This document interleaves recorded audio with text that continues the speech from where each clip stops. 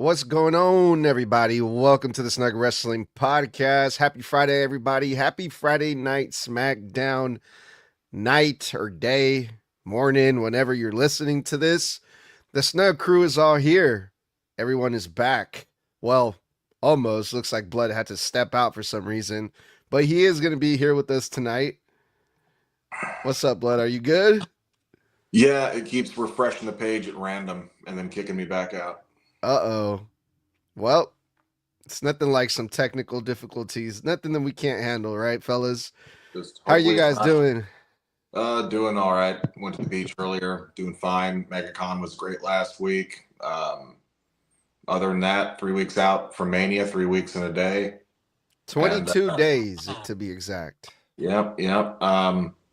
Lawsuit settlements this upcoming Tuesday, so that's good. Hopefully, all this shit after 2.5 years will be behind my wife and I. Other than that, not much of anything I can think of note. Tommy, Toxic, how y'all feeling tonight after SmackDown, bruh? I'm feeling good. I'm just so fucking tired and trying to get through these 2 months left that I have of school because, god damn, that's a nightmare. But Don't I'm you have doing spring good. break or something coming up? I just got done with spring break. Mm.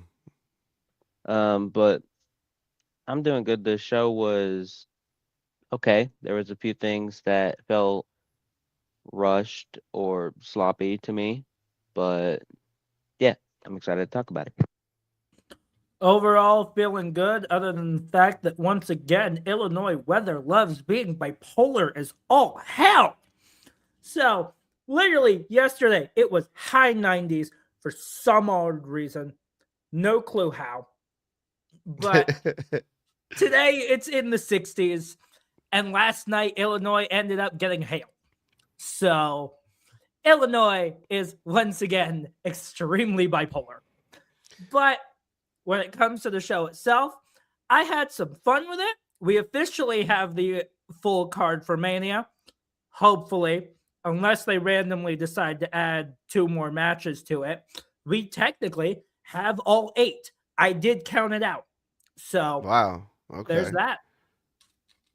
That's what's up, dude. Yeah, damn, bro. Tonight, SmackDown felt like it was taking forever, which is kind of odd because there was some pretty cool stuff on here. I mean, we crowned a new United States champion. Sami Zayn is a new champion, which we will, get into that.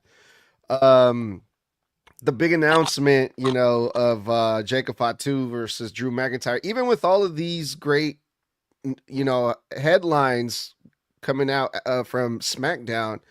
At one point during the show, I looked at the time and I'm like, okay, we got to be close to the end, right? Because it's been at least 2 hours, and I'm like, nope, it's only been 1 hour. We still got 2 more hours to go. So I was like, fuck. But all right, let's see how long we can. It's gonna take us to review this damn thing tonight. So SmackDown, they're in Pittsburgh, and they started off with what they left off with last week, which was Randy Orton and Matt Cardona. Randy Orton last week swerved us all. He acted like, he felt bad, and when he was going to apologize to Matt Cardona, attacked him. So this week, Randy Orton was cutting the promo where Cody Rhodes said he wants the best version of myself. Okay. I've been thinking about number 15 world champion. Okay. And then he mentioned that one specific voice that's been talking to him, not in his head, but outside his head. So they've been teasing that as well. We didn't really get to see who that person was. We just got more teases and more teases, unfortunately. But Matt Cardona came out and he went straight for Randy Orton. He had a microphone in hand. Randy thought he was going to cut a promo on him, but no. Matt Cardona smacked him over the head. And that's how we kicked off this week's Friday Night SmackDown. Matt Cardona got a little revenge there from Randy Orton. I thought we were gonna get a match right then and there, but we didn't. We had to wait until the main event to see that. But overall, pretty cool way to kick off SmackDown tonight. Toxic, since Blood is having some technical difficulties, why don't you get us started? The way Matt Cardona came out, that basically describes how my week is going and how the next 2 months are going. So, or how the next 2 months are gonna go. So that's really relatable. The opener was good. I like that it set up a perfect match in the main event. But I'll get into that later. Um, I don't really have a lot of thoughts about it other than just I don't know how to describe what like I feel towards the opener because I like it at one point, but there just feels something that's missing to me. There's like something that's missing. I feel like that maybe I don't know how to describe it, but I know what I'm talking about, if that makes sense. Is it? I mean, do you think you like the person that Randy's been talking to? Were you missing that part of the angle, or Oh was yeah, it yeah, like yeah, yeah, yeah. heatless to you, or like?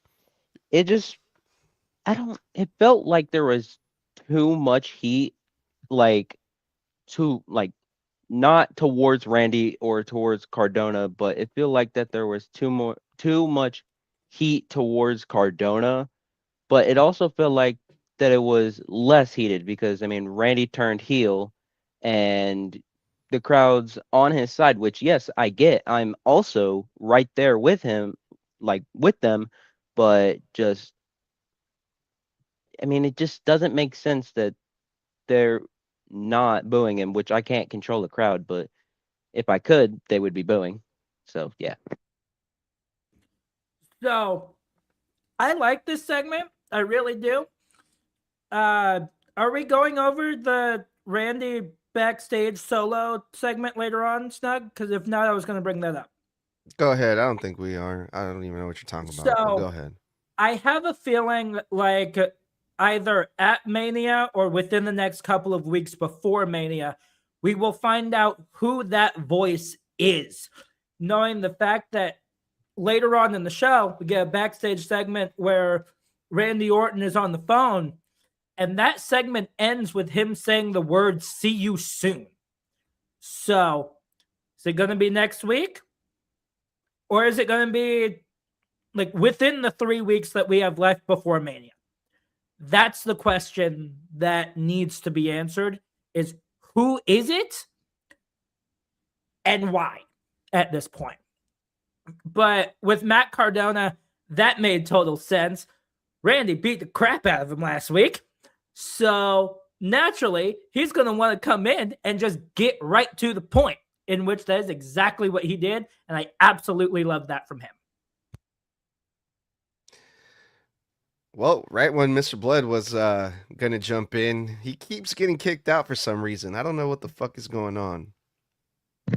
I mean, first it was me, now it's him. It just keeps refreshing over and over again. I'm probably going to set this show out, guys. It's doing it every few minutes. All right. All right.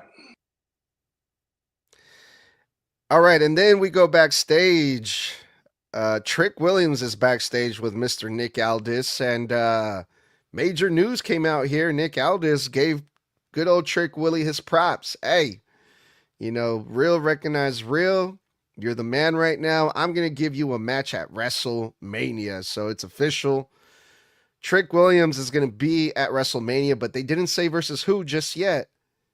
But then right after that, Sami Zayn steps in the picture, and Nick Aldis basically is like, hey, I don't have anything for you, Sami.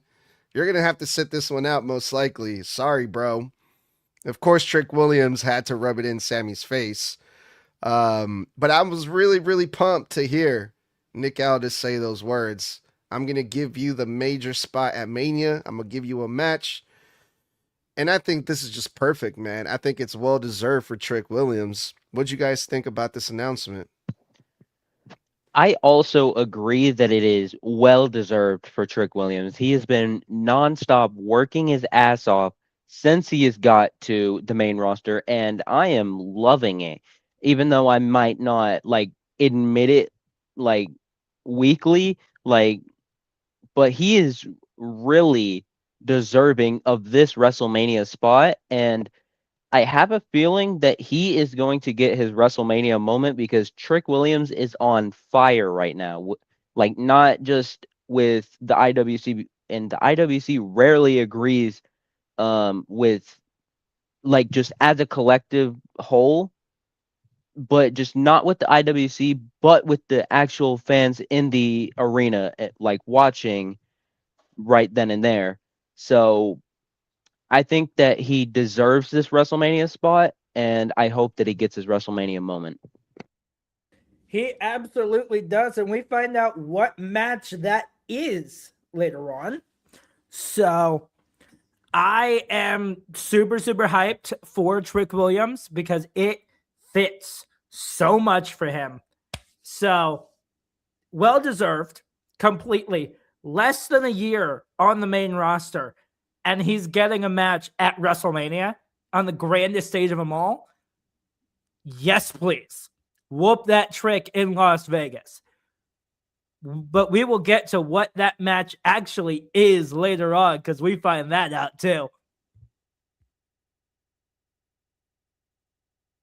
You're muted. Thank you, Tommy. Yeah, absolutely, dude. I'm really looking forward to seeing that, but we'll get into that here in a little bit because the first match of the night was a women's tag team match. Charlotte and Alexa faced the Bella Twins, and I mean, this kind of felt like it was like fucking 2015 all over again. You know, all these four women, they go way back, I feel like, right? And we haven't seen them in the ring in a long time, so I thought that was pretty interesting. I mean, Lash Legend and Nia, the tag team champions, were ringside. They got involved in the match, giving giving the Bella Twins the win here. You know, that Lash Legend got involved. I think it was Nikki took advantage, which led to a big brawl. Then Lyra and Bailey from Monday Night Raw show up on SmackDown for the big save, which they got a nice little pop. But yeah, man, we're seeing these four women's tag team getting involved with each other on this episode of SmackDown. Surprise, surprise, I did not care for this match. I mean, just, it's not even because of the Bellas or Charlexa. It's just I just straight up didn't care for it.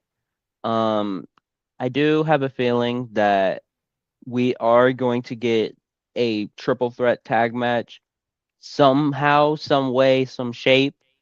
Now seeing Lyra and Bailey enter the picture tonight, I could definitely see that going into a fatal four-way tag match at Mania. But I mean, it could just be a regular tag match. It could just be, like next week, not next week, but yeah, next week on SmackDown, we could get, like, I don't know, maybe a number one contendership match for Mania. I don't know, but I didn't care for this match. Toxic, I am going to remind you that next week on Raw, we are getting Lyra and Bailey versus the Irresistible Forces for the titles. I said SmackDown. Use your ears. My point still stands. That's the entire reason why they showed up. Was to hype that matchup for Raw. That is why Bailey and Lyra showed up for this. So, there's that. But Irresistible Forces getting involved, of course they will. Because they know for a fact that Charlexa is very much a threat to their title reign. They really are. You've got the Queen and you've got Alexa Bliss together. When they're on the same page, they cannot be stopped. So, at that point, of course they're going to get involved because of how big of a threat those two are. But when it comes to the entirety of the match itself, I was iffy on it because of the fact that it was the damn Bella Twins. At this point, as soon as it was announced that they were even entering the building at the very beginning of the show, my response was, why are you two on my screen? Because I hated it. I do not know why these two are back. I hate it so much. Yeah, according to them, they're back to win women's tag team gold is what they said. So I think it's going to happen eventually. I think it's bound to happen. It might even happen at WrestleMania, to be honest. But we'll see about that.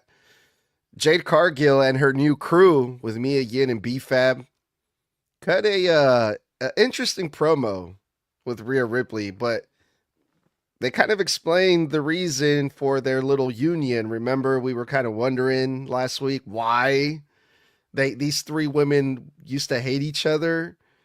It doesn't make any sense. But after hearing what they said, I kind of get it. I mean, it's pretty straightforward.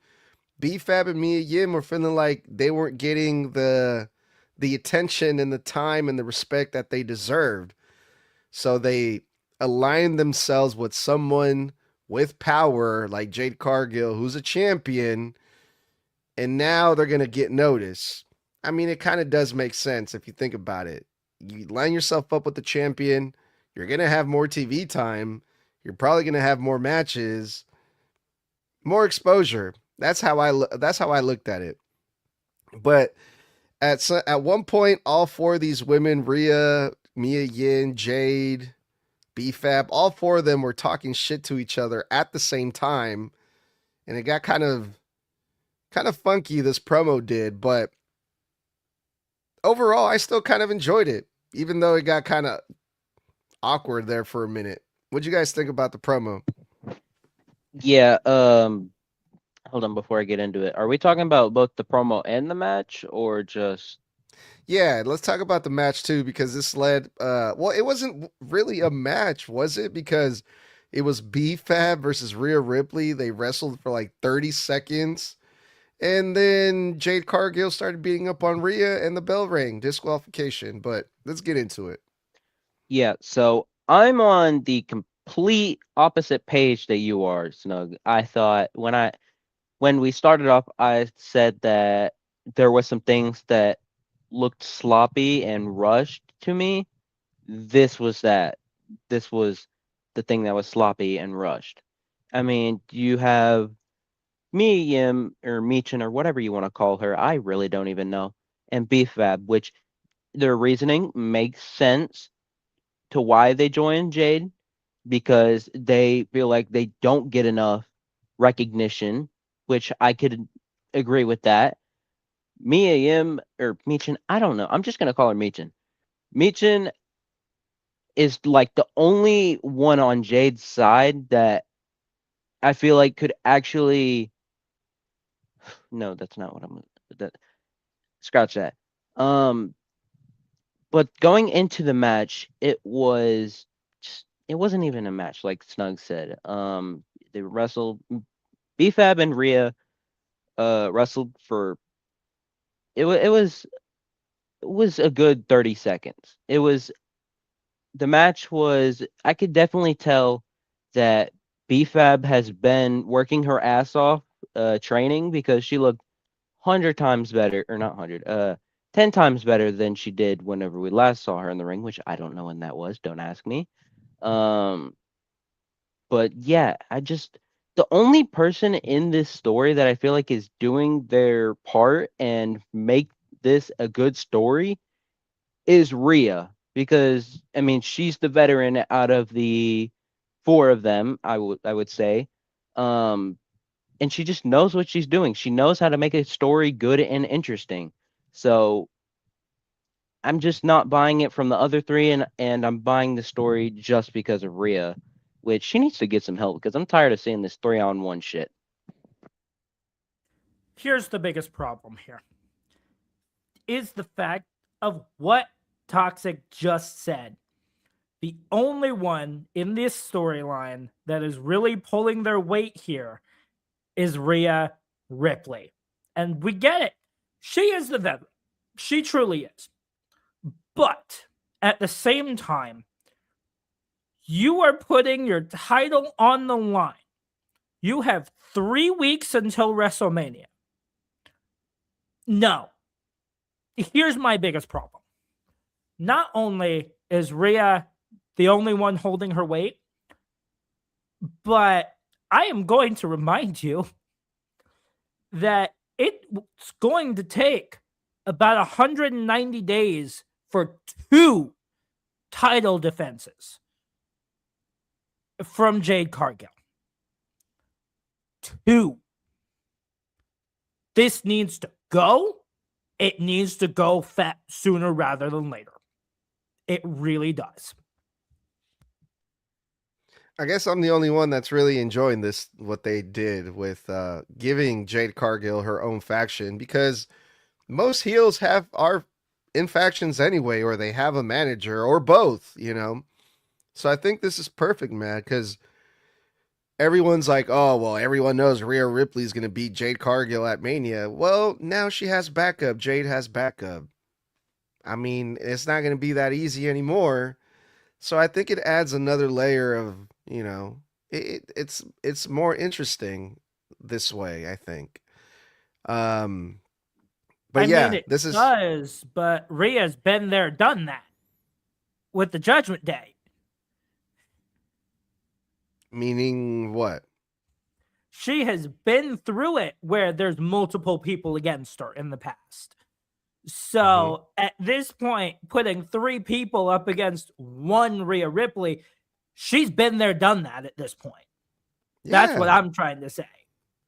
Yeah, there's nothing wrong with that. That's just classic wrestling booking. You know, you stack the odds against the babyface. The heels are going to play the numbers game. The heels are going to try to cheat. That's just what works sometimes, you know. But yes, this is the second week in a row that they get the better of Rhea Ripley. I mean, does Rhea Ripley not have friends? I don't know, you know. Maybe she might not need it. Maybe Rhea Ripley might be able to do it on her own. But like you guys said, we got a few more weeks until Mania.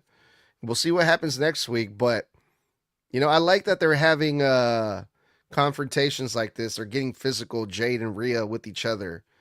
It's kind of helping build the match a little bit more, for me at least. All right, speaking of building up, this one did not really build up a whole lot because it was Jelly Roll versus Kit Wilson. Before the match, they had a funny skit with Danhausen, who got a huge pop. Danhausen has been getting over a lot, and every week he's been getting over and over. He cursed Kit Wilson. Kit Wilson goes to the ring versus Jelly Roll and loses. Jelly Roll gets a clean victory in a competitive match that was like a 10-minute match versus Kit Wilson. So thank you for coming, Kit Wilson. I am so glad that 1, Danhausen cursed Kit Wilson because he deserves it.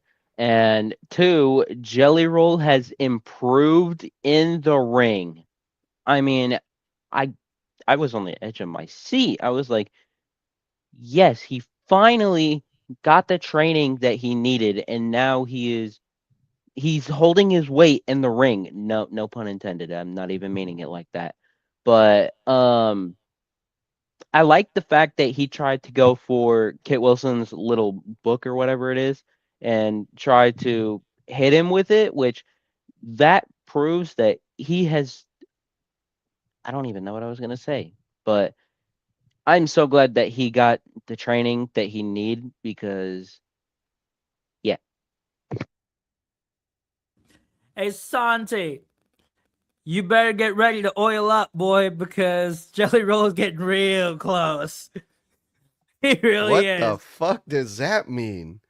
So, here's what this means. means. My God. You know, I forget I even asked. Go ahead. Santi I don't even want to know. With Jelly Roll that if Jelly Roll can do anything off of the middle rope, he will listen to his comments and quote unquote oil up. I don't know what the hell that means in quotes there, but that is what is going to happen. Mr. Santi's app. Yes. Bro, no one cares. No. All right. Carry on. But Jelly Roll, I was honestly shocked that they gave him the win. I really was. Because at the end of this match, I'm like, oh shit. They gave it to Jelly Roll. They actually pulled it off. So that's a big thing. But hey, Kit Wilson, Dude, this is the longest match you've had in a month because everybody else keeps squashing you. So that's a great thing, too, since it does show off more of Kit Wilson other than, hey, look, you just got your ass kicked in 30 seconds. Like it has been the last few weeks. The U.S. Open Challenge continued this week, and this was actually a surprise. It was, anyone can get it. And who answered? Sami Zayn answered right after he got done, asking Nick Aldis for a match at WrestleMania. Nick Aldis told him no. So Sami Zayn came up with a game plan. I'm going to answer the U.S. Open Challenge.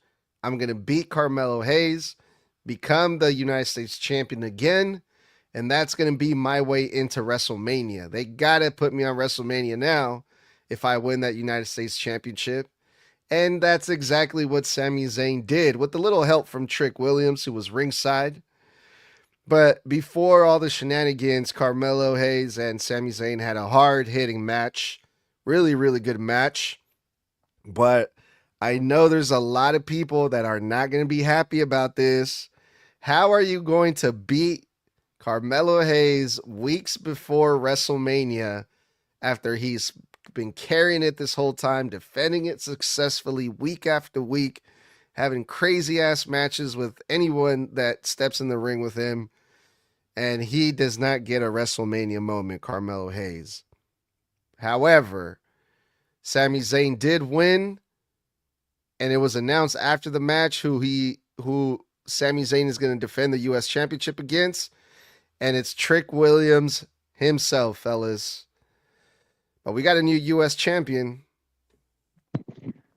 First off, congratulations, Sammy. I was not expecting this whatsoever. I thought it was actually going to be someone from AAA, probably like Psycho Clown or La Parca or Mr. Iguana. I thought it was going to be one of those three, but I popped big whenever Sammy's music hit because, I mean, I knew he was cooking up something in that big head of his in backstage whenever he slapped the shit out of Trick Williams.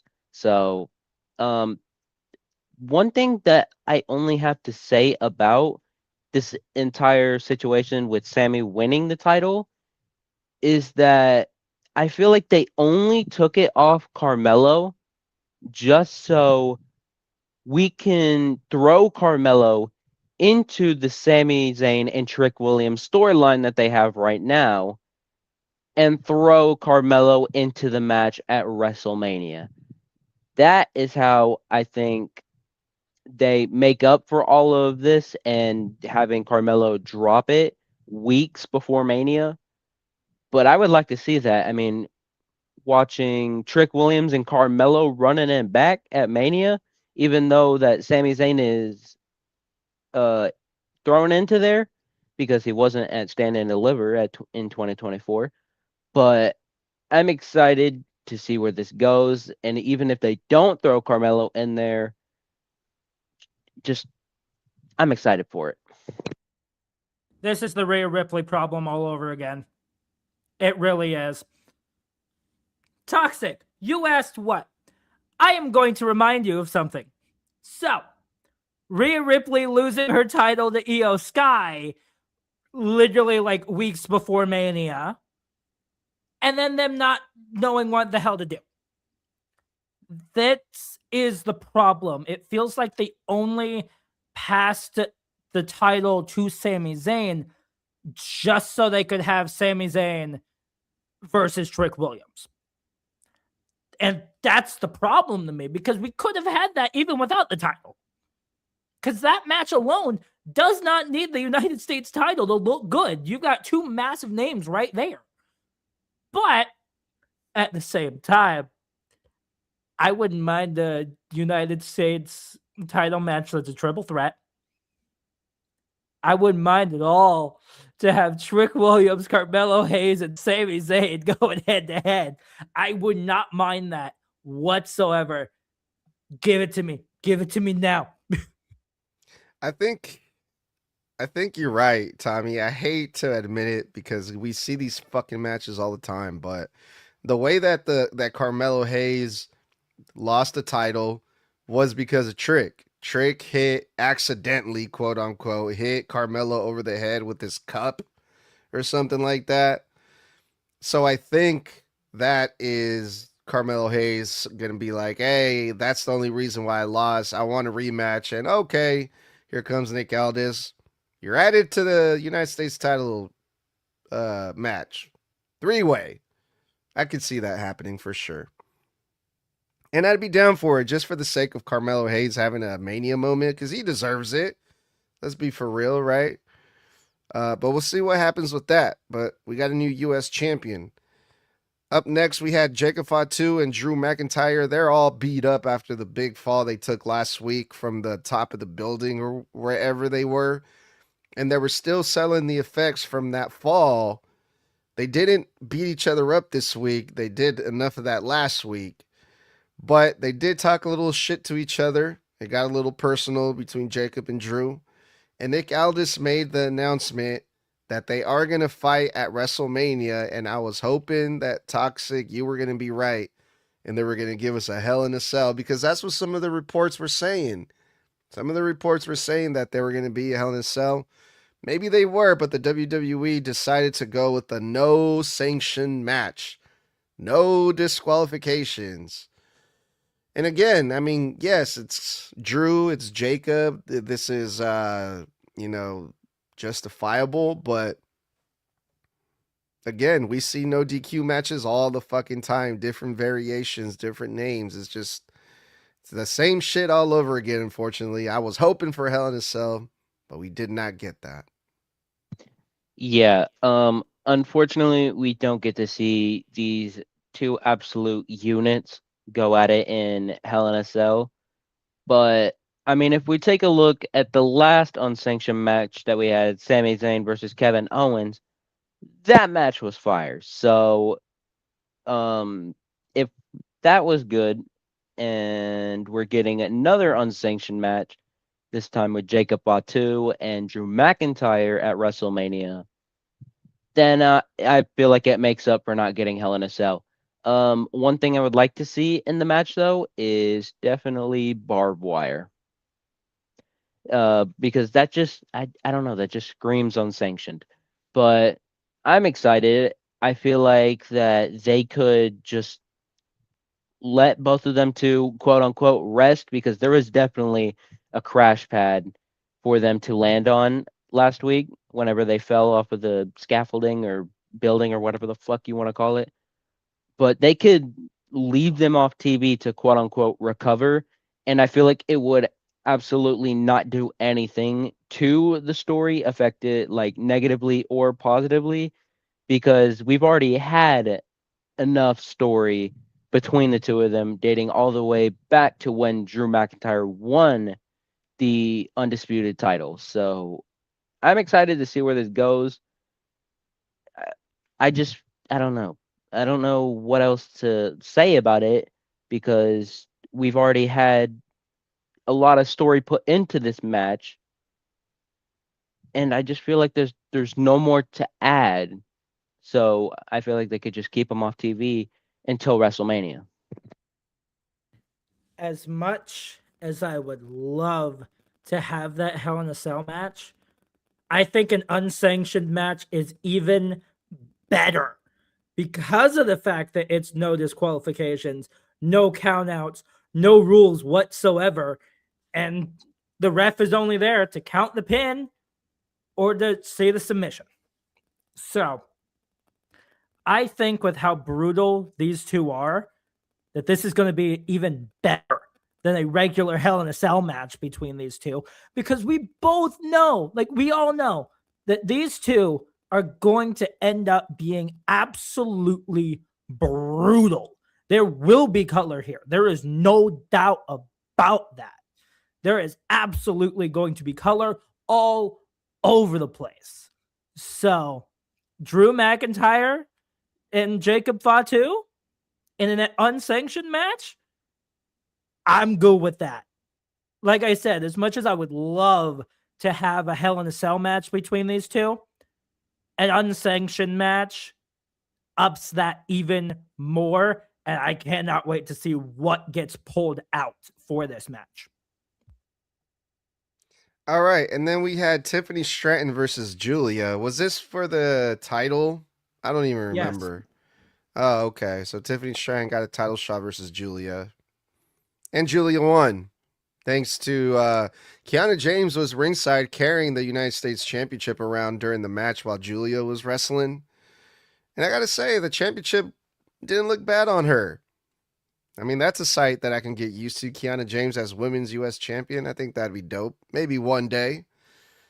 But I didn't really think too much about this match, if I'm being honest. Tiffany Stratton hit a fucking vicious front flip on Giulia, where instead of like going over her and landing like her top part of her body on Giulia, she fucking just front flipped and landed flat on her back with all of her weight right on Giulia. I think that was my favorite part of the match because it just looked fucking terrible. But After looking it up, I stand corrected. It was a non-title match. It doesn't really matter. I mean, either way, Tiffany didn't win. Giulia won this one with the roll up. So, yeah. I swear last week they advertised this match for the title. I swear that they did. But I don't know. That just might have been me, but I clearly remember them advertising it for the title, so there was probably a change in direction on where they wanted to go. But the match itself was okay.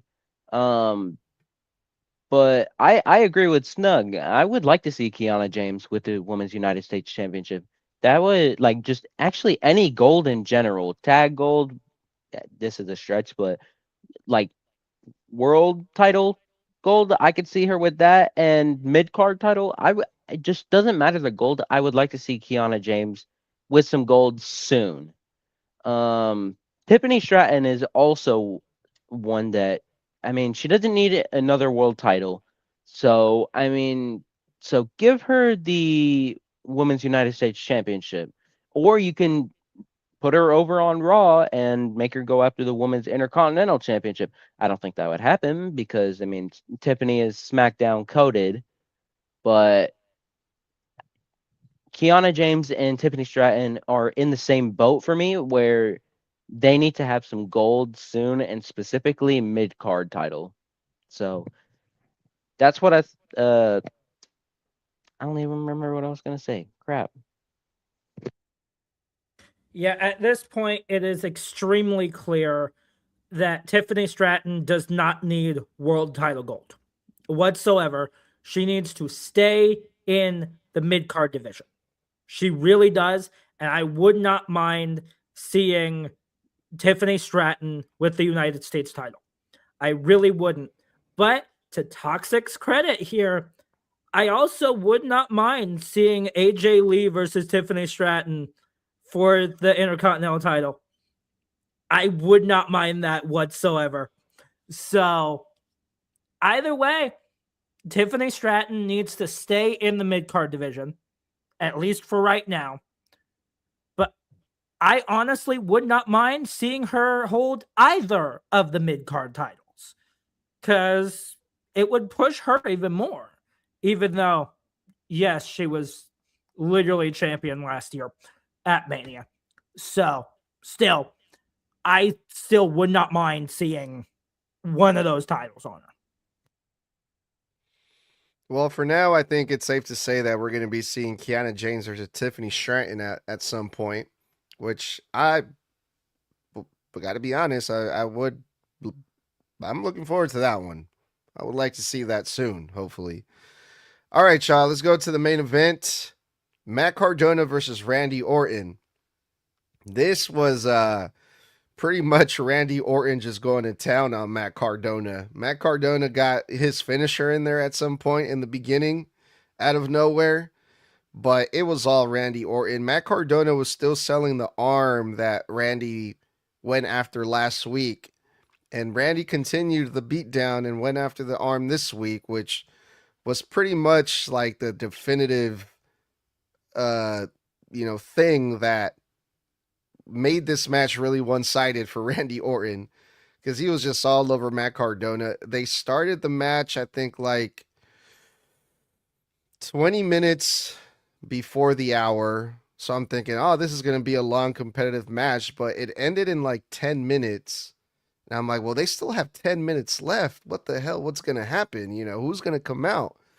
And it was Cody. Cody came out. And Cody goes to the ring. They're trying. He's being followed by security, and he tells Nick Aldis, he's like, I just want to talk to him. I'm just gonna talk to him.